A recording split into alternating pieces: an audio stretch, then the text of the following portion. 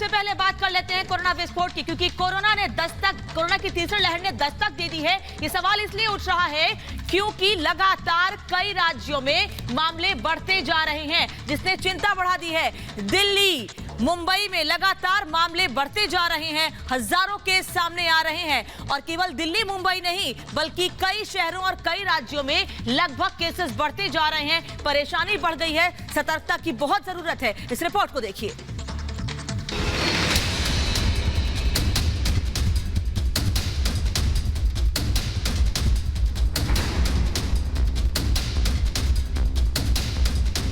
बेलगाम हो रही कोरोना की रफ्तार,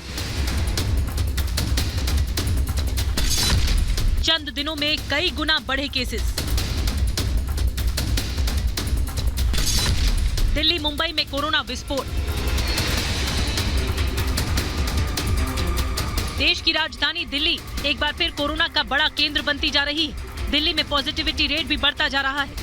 पिछले 24 घंटे में दिल्ली में 4099 नए केस सामने आए, एक की मौत हुई। दिल्ली में एक्टिव केस की संख्या 10,986 हो गई, जबकि पॉजिटिविटी रेट 6.46% हो गया। रविवार को कोरोना के 3,194 केसेस थे, वहीं पॉजिटिविटी रेट 4.59% था। दिल्ली में कोरोना को लेकर जिस तरह से बढ़ोतरी हो रही है, वो आंकड़े भयावह आंकड़े दिखने लगे हैं और अब दिल्ली में कोरोना का जो प्रकोप है वो लगातार बढ़ता जा रहा है। पिछले 24 घंटे की बात करें तो 24 घंटे में दिल्ली में 4,099 केस रजिस्टर्ड हुए हैं कोरोना के, और 4,099 केस के बाद सिर्फ 6.46% जो है वो संक्रमण दर बढ़ चुकी है। यानी कि संक्रमण दर भी लगातार बढ़ती जा रही है और एक मरीज की अब तक मौत की पुष्टि हुई है, ये दिल्ली सरकार के स्वास्थ्य मंत्री का कहना है। दिल्ली में ओमाइक्रॉन के केस भी तेजी से बढ़े हैं। सबसे चौंकाने वाली बात ये कि बीते 2 दिनों के दौरान दिल्ली के 3 लैब्स ILBS, LNJP और NCDC से जो जीनोम सीक्वेंसिंग की रिपोर्ट आई है, उसमें 84% केसेस ओमाइक्रॉन के आए हैं और ये वेरिएंट बहुत तेजी से फैलता है, डेल्टा से भी कई गुना ज्यादा तेजी से। दिल्ली में मंगलवार को DDMA यानी दिल्ली डिजास्टर मैनेजमेंट अथॉरिटी की बैठक होगी। LG अनिल बैजल की अध्यक्षता में होने वाली इस बैठक में दिल्ली के CM अरविंद केजरीवाल भी शामिल होंगे। इस बैठक में आपदा से निपटने के लिए आगे की प्लानिंग हो सकती है। देश की आर्थिक राजधानी मुंबई में भी कोरोना विकराल रूप लेता जा रहा है। महाराष्ट्र में रोजाना का आंकड़ा 11,000 के पार जा रहा है, जबकि अकेले मुंबई में ये 8,000 के पार है। इसे देखते हुए मुंबई में पहले से ही कई पाबंदियां लगी हैं। सोमवार को एक और फैसला लिया गया, कक्षा 1 से 9वीं तक के बच्चों के लिए स्कूल बंद कर दिए गए। महाराष्ट्र में बढ़ते कोरोना के केसेस के चलते हुए BMC ने आज ये डिसीजन लिया है कि जो स्कूल्स दिसंबर से शुरू हुई थी उन्हें फिर से बंद किया जाएगा। यानी कि स्टैंडर्ड 1 to 9 और 11th स्टैंडर्ड तक के जो बच्चे हैं उन्हें फिर से ऑनलाइन मोड में पढ़ाई करनी होगी। और ये डिसीजन इसलिए लिया गया है क्योंकि आज एक मीटिंग रखी गई थी जहाँ पे BMC के municipal commissioner Iqbal Chahal, chief minister Uddhav Thackeray और बाकी जो मिनिस्टर्स हैं वो भी प्रेजेंट थे, जहाँ पे ये देखा गया था कि कोरोना के केसेस मुंबई और महाराष्ट्र में बहुत ही तेज़ी से बढ़ रहे हैं। इस बीच मुंबई से गोवा पहुंचे कार्डिला क्रूज में 66 लोग कोरोना पॉजिटिव निकले हैं। महाराष्ट्र में 10 मंत्री और 20 से ज्यादा विधायक भी कोरोना पॉजिटिव आ चुके हैं। ऐसा माना जा रहा है कि जल्दी ही और कड़े कदम उठाए जा सकते हैं। पिछले ही हफ्ते जब एक विंटर सेशन किया गया था लेजिस्लेचर का, वहाँ पे तकरीबन 5 जो मिनिस्टर्स है वो पॉजिटिव आए थे। उसी के अलावा काफ़ी और जो पॉलिटिकल फिगर्स है वो भी पॉजिटिव आए हैं कोरोना के चलते। तो किशोरी पेडनेकर जो मुंबई की मेयर है, उन्होंने खुद ये इंस्ट्रक्शंस दिया है कि ये जो वैक्सीनेशन है वो अनिवार्य की जाए बच्चों के लिए, और बाकी सब जो सख्ती है वो बढ़ती जाएगी ताकि कोरोना के मामले और ना बढ़े। जयपुर शहर में भी कोरोना बढ़ रहा है। एक दिन में शहर के अलग अलग इलाकों में 414 केस आए। राजस्थान में बढ़ते मामले को देखते हुए राजस्थान सरकार ने कई नई गाइडलाइंस जारी कर दी हैं। राजस्थान में कोरोना का खतरा लगातार बढ़ता जा रहा है। राजस्थान में अगर कोरोना मामलों की बात करें तो करीब 400 के आसपास अभी आंकड़ा पहुंचा है, लेकिन राजस्थान सरकार ने नई गाइडलाइंस जारी कर दी है। गाइडलाइंस में मंदिरों में फूल माला और प्रसादी की मनाही की गई है, तो भीड़ कंट्रोल करने के लिए ऑनलाइन रजिस्ट्रेशन के तहत ही दर्शन की अनुमति प्रदान की गई है। वहीं दूसरी तरफ 1 से लेकर के 8वीं क्लास तक के बच्चों की छुट्टी 9 तारीख तक कर दी गई है। देश में कोरोना की रफ्तार अब बेकाबू होती दिख रही है। सोमवार को देश में कोरोना के 33,750 मामले सामने आए थे, जबकि इससे एक दिन पहले जिनकी संख्या 27,553 थी, एक हफ्ते पहले 26 दिसंबर को 6,987 केस आए थे। यानी एक हफ्ते में ही कोरोना के नए मामलों में 5 गुना से ज्यादा की बढ़ोतरी आ गई। आपको कुछ बड़े शहरों का हाल बताते हैं। आपको बताते हैं कि सिर्फ एक हफ्ते में कितने गुना बढ़ गए हैं कोरोना के मामले। दिल्ली 26 दिसंबर को 290 केस आए थे। 2 जनवरी को 3,194 मामले आए, यानी एक हफ्ते में 10 गुना से ज्यादा बढ़ोतरी। मुंबई 26 दिसंबर को 922 केस आए थे। 2 जनवरी को 8,063 मामले आए, एक हफ्ते में 8 गुना से ज्यादा बढ़ोतरी। कोलकाता 26 दिसंबर को 219 केस आए थे। 2 जनवरी को 3,194 मामले आए, एक हफ्ते में करीब 15 गुना ज्यादा बढ़ोतरी। लखनऊ 26 दिसंबर को 12 केस आए थे। 2 जनवरी को 80 मामले आए, यानी एक हफ्ते में करीब 7 गुना बढ़ोतरी। कोरोना के बढ़ते आंकड़े डराने वाले हैं। ये बिल्कुल साफ हो चुका है कि दूसरी लहर से रफ्तार कहीं ज्यादा है। Bureau report, Republic Bharat. और देश में कोरोना के बढ़ते मामलों के बीच एक और अच्छी खबर सामने आई है आज। दरअसल आज 15 से 18 साल के बच्चों का टीकाकरण शुरू हो चुका है और आज पहले ही दिन 40 लाख से ज्यादा बच्चों का वैक्सीनेशन भी हुआ है, जिस पर प्रधानमंत्री ने भी बच्चों और उनके परिवार को बधाई दी है। इस रिपोर्ट को देखिए।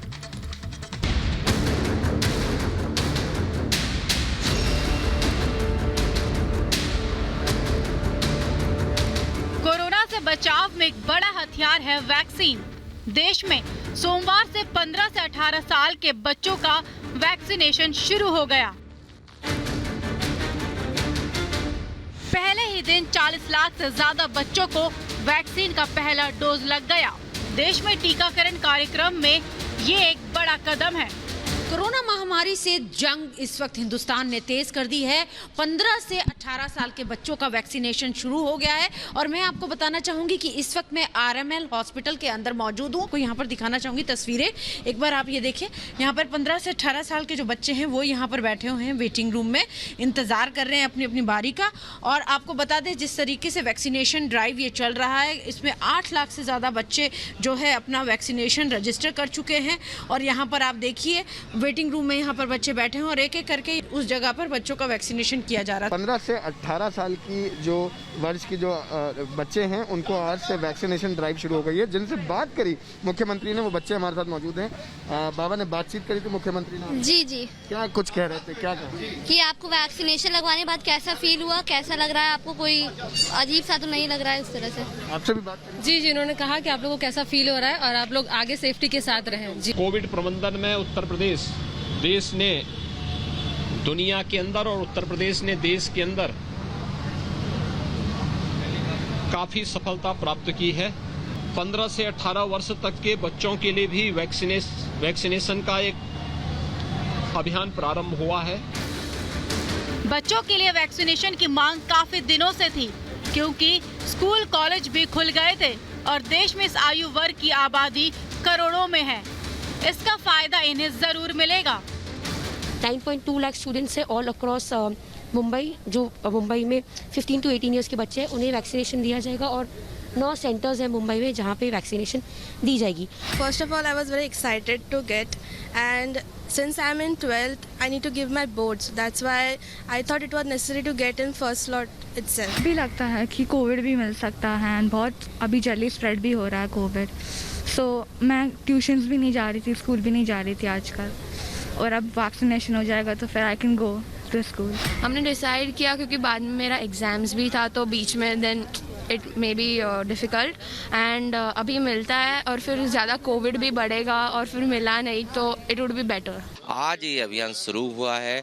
मैं मध्य प्रदेश की राजधानी भोपाल के सुभाष एक्सीलेंस स्कूल में हूँ, जहाँ पर कि 15 साल से 18 साल के बच्चों को वैक्सीनेशन लगना शुरू हो गया है। जो अवेयरनेस फैलाई जा रही है कि वैक्सीनेशन कितना इंपॉर्टेंट है, उससे भी हम समझते हैं कि अगर नहीं हुआ तो कोविड की केसेस बढ़ सकते हैं एंड इवन हमारी लाइफ पे बात आ सकती है and we really want to do it. नहीं है डर, और अब अच्छा लग रहा है लगा के। अब हॉस्टल में अच्छे से अपनी स्टडी कर पाएंगे और अपने एग्जाम दे पाएंगे। कोरोना के नए वेरिएंट ओमाइक्रॉन के बढ़ते खतरे को देखते हुए सरकार ने देश में पहली बार बच्चों के वैक्सीनेशन का फैसला किया है। दुनिया के करीब 30 देशों में पहले से ही बच्चों का वैक्सीनेशन हो रहा है। बच्चों का वैक्सीनेशन होने से स्कूलों में फिर से सामान्य ढंग से चलने में मदद मिलेगी। बच्चों के माता पिता की चिंता भी कम होगी। Bureau report, Republic Bharat.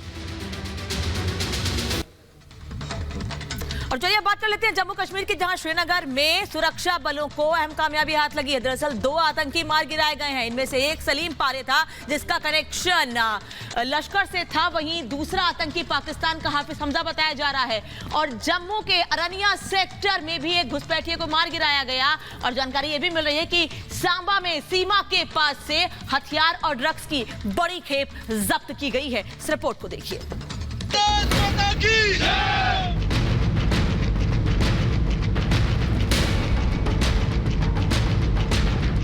Jammu Kashmir में आतंकियों पर कहर बनकर टूट पड़े हैं हमारे सुरक्षा बल। आतंकियों के संपूर्ण सफाई का काम नए साल में भी जारी है। सोमवार को श्रीनगर में 2 कुख्यात आतंकी ढेर कर दिए गए। इनमें एक था पाकिस्तानी आतंकी हाफिज हमजा और दूसरा था सलीम पारे।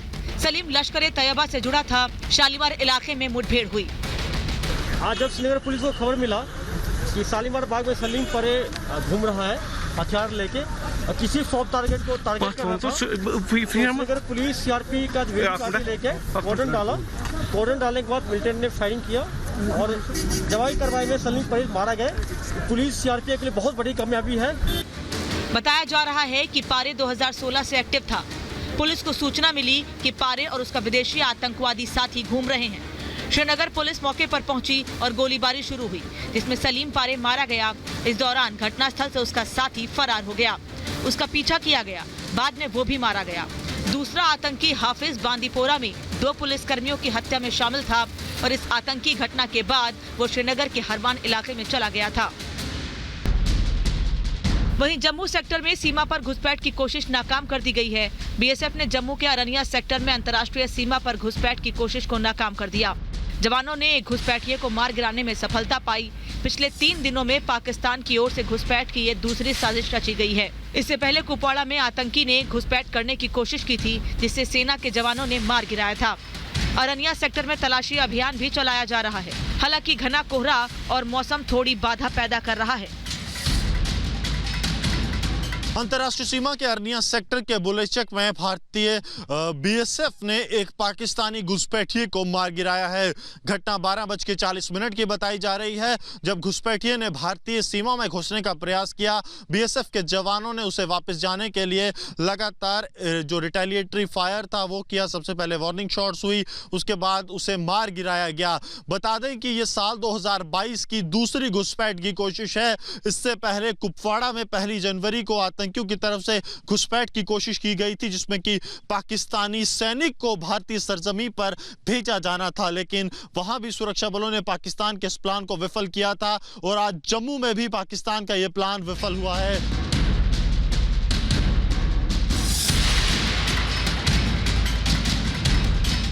वहीं सांबा जिले में अंतर्राष्ट्रीय सीमा के पास से सोमवार को हथियार और ड्रग्स की खेप जब्त की गई।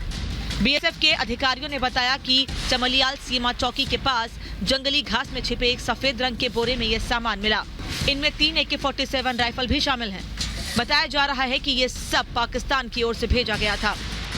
पर बीएसएफ को बड़ी कामयाबी मिली है। पाकिस्तान की तरफ से घुसपैठ के लिए भेजा जा रहा सामान बीएसएफ ने रिकवर किया है।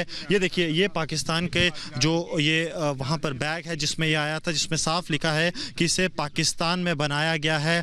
कराची की जो फर्टिलाइज़र फैक्ट्री है उसमें इसे निर्मित किया गया है। बीएसएफ ने एक बड़ी कामयाबी जो है वो हासिल की है यहाँ पर। और आप देखिए, ये मैगजीन्स जो रिकवर की गई हैं, ये AK-47 राइफल्स जो कि पाकिस्तान से भारतीय सरजमी पर भेजी गई थी ताकि यहाँ खूनी खेल पाकिस्तान खेल सके, इसे रिकवर किया। ये जो समय है ये कोहरे का समय है, सर्दी का समय है, और हमें इनपुट्स थे कि इस समय में जो एक्टिविटीज़ हैं अक्रॉस द बॉर्डर वो बढ़ेंगी।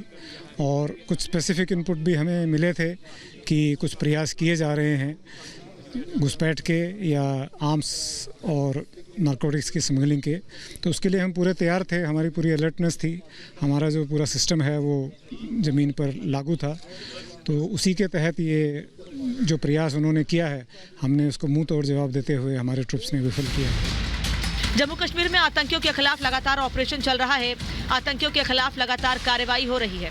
वहीं सीमा पर चौकसी के चलते घुसपैठ पर लगाम लग रही है। Bureau report, Republic Bharat. तो एक तरफ तो पाकिस्तान भारत में आतंक फैलाने की पूरी कोशिश कर रहा है, वहीं दूसरी ओर भारत के सामने गिड़गिड़ा भी रहा है। दरअसल पाकिस्तान चाहता है कि भारत दक्षिण एशियाई देशों के संगठन सार्क के सम्मेलन में शामिल हो। पाकिस्तान के विदेश मंत्री ने तो गुजारिश तक कर डाली है कि अगर कोई आ नहीं सकता है तो वर्चुअली शामिल हो जाएं।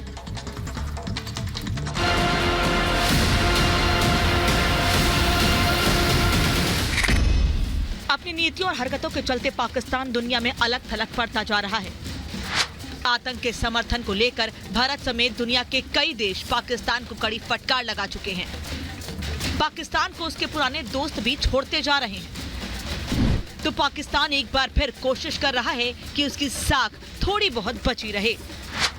वो कोशिश कर रहा है कि इस्लामाबाद में दक्षिण एशियाई देशों के संगठन सार्क का शिखर सम्मेलन इस्लामाबाद में हो सके और पाकिस्तान इसके लिए भारत से गुहार लगा रहा है।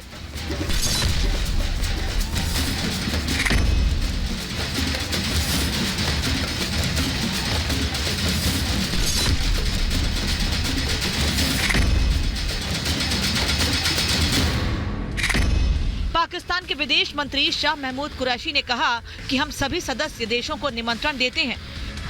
कुरैशी ने भारत से निवेदन किया है कि अगर फिजिकली नहीं आ सकता तो वो वर्चुअली शामिल हो सकता है। हिंदुस्तान की हठधर्मी की वजह से ये फोरम सफर कर रहा है। अगर हिंदुस्तान नहीं आना चाहता तो अब तो नए जराए आ गए, हम दावत देते। मैं रीइटरेट करता हूं invitation to all SAARC members, and Pakistan is willing to host the 19th SAARC summit in Islamabad. अगर हिंदुस्तान नहीं आना चाहता तो वो वर्चुअली शामिल हो जाए। अगर उनको यहाँ फिजिकली आने में दिक्कत है तो वर्चुअली शामिल हो जाए। पाकिस्तान ये जानता है कि भारत का रुतबा दूसरे देशों में कहीं ज्यादा है, इसलिए पाक के विदेश मंत्री ये कह रहे हैं कि खुद नहीं आना है तो कम से कम दूसरे देशों को तो आने दें। बाकियों को तो ना रोके, बाकियों को तो आने दे और इस फोरम को बेमानी और बेवकत न करे। लेकिन हमने कोशिश की है कि इस फोरम में जो इमरजेंसी कोविड-19 का जो इमरजेंसी फंड है उसको हम आगे लेकर चले। हमने मेडिकल इक्विपमेंट भी दिया है, हमने असिस्टेंस भी प्रोवाइड की है to Sri Lanka, to Nepal, to Bangladesh and Maldives. पिछले साल ये बैठक सितंबर में होनी थी, लेकिन पाकिस्तान चाहता था कि इसमें तालिबान को शामिल किया जाए।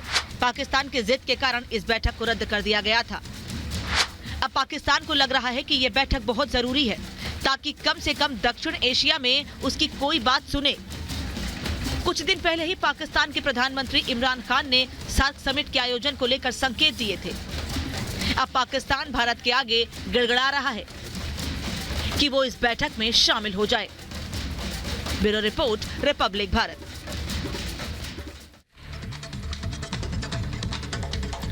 और अब बात करते हैं चीन और ताइवान की। दरअसल साल 2022 में भी ये तकरार खत्म होती नहीं दिख रही है।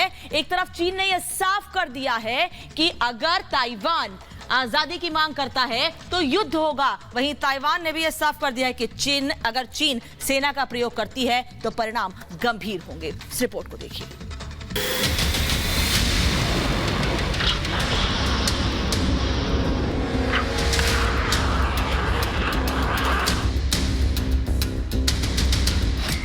क्या चीन ताइवान में टकराव होकर रहेगा? क्या 2022 में होगी जंग?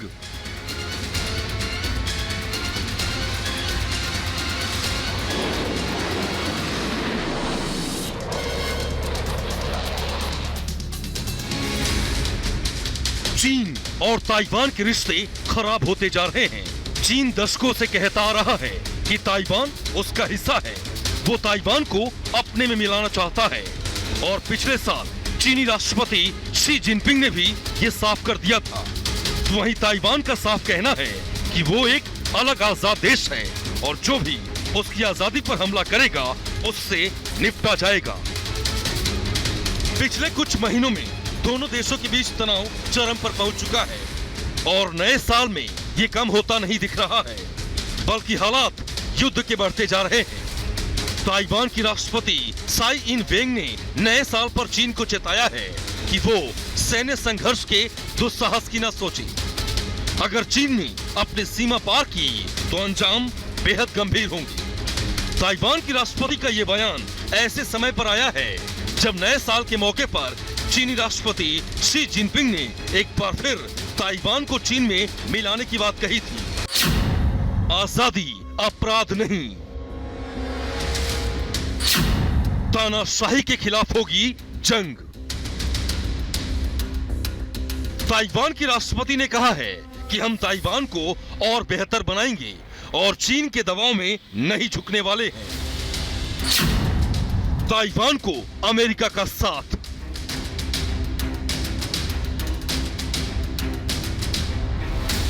ताइवान के साथ दुनिया के कई बड़े देश आ चुके हैं, जिसमें जापान और ऑस्ट्रेलिया है, तो वहीं अमेरिका लगातार ताइवान की मदद कर रहा है। अमेरिका साफ कह चुका है कि वो ताइवान की मदद के लिए प्रतिबद्ध है। अमेरिकी सैनिक ताइवानी सैनिकों को ट्रेनिंग दे रहे हैं। अमेरिका ने ताइवान को लड़ाकू विमान दिए हैं। वहीं अमेरिकी जंगी बेड़े दक्षिण चीन सागर में मौजूद हैं, ताकि जरूरत पड़े तो तुरंत मदद पहुंचाई जा सके। अमेरिका ने पिछले साल लोकतंत्र पर चर्चा के लिए करीब 100 देशों को न्योता भेजा था, जिसमें ताइवान का भी नाम था, लेकिन चीन का नहीं था। और अब अमेरिका ने ताइवान को सबसे बड़े नौसैन्य अभ्यास के लिए बुलाया है। क्या चीन ताइवान में होगा युद्ध? वही चीन लगातार धमकी दे रहा है कि ताइवान आजादी की बात बंद कर दे, वरना अंजाम सिर्फ युद्ध होगा। वही ताइवान भी पीछे हटने को तैयार नहीं है। Bureau report, Republic Bharat.